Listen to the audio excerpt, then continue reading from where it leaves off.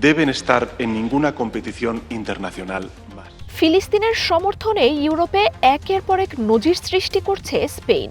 এবার ইসরায়েলের ওপর সব ধরনের অস্ত্রের নিষেধাজ্ঞা দিল দেশটি। মঙ্গলবার স্পেনের মন্ত্রিসভা ইসরায়েলে সম্পূর্ণ অস্ত্র নিষেধাজ্ঞার অনুমোদন দেয়। দেশটির অর্থমন্ত্রী জানান, মানবাধিকারের প্রতি স্পেন সরকারের প্রতিশ্রুতির অংশ এটি। গাজায় ইসরায়েলের গণহত্যার বিরুদ্ধে ইউরোপে সোচ্চার ভূমিকা রাখছে স্পেন। এই মাসেই ইসরায়েলের ওপর 9 দফা বিধিনিষেধ দেয় দেশটি।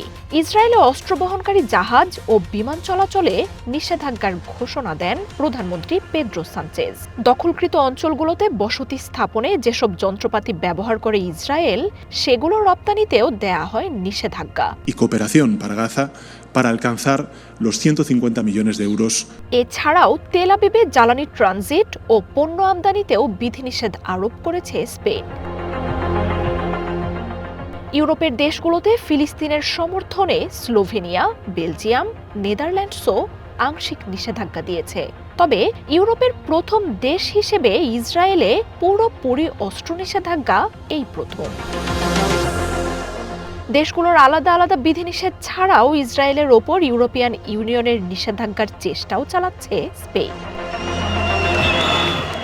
ইসরায়েলের বর্বরতার বিরুদ্ধে গত বছর ফিলিস্তিনকে স্বাধীন রাষ্ট্রের স্বীকৃতি দেয় স্পেন। এই পদক্ষেপে তখন ইউরোপের নেতারা সমালোচনার ঝড় তোলেন। কিন্তু ইউরোপিয়ান ইউনিয়নের প্রভাবশালী দেশটির সমর্থন ইউরোপে ফিলিস্তিন নিয়ে থাকা অচলাবস্থার অবসান ঘটায়। দেশে দেশে ফিলিস্তিনের স্বীকৃতির সমর্থনে জোয়ার ওঠে। 1 বছরের ব্যবধানে স্পেনের পথ অনুসরণ করে ফিলিস্তিনকে স্বাধীন রাষ্ট্রের স্বীকৃতি দিয়েছে ফ্রান্স, ব্রিটেন, পর্তুগাল, বেলজিয়াম, লুক্সেমবার্গের মতো দেশগুলো। এমন সমর্থনে টলতে শুরু করেছে ইসরায়েলের কট্টর সমর্থক ইতালি ও জার্মানিও।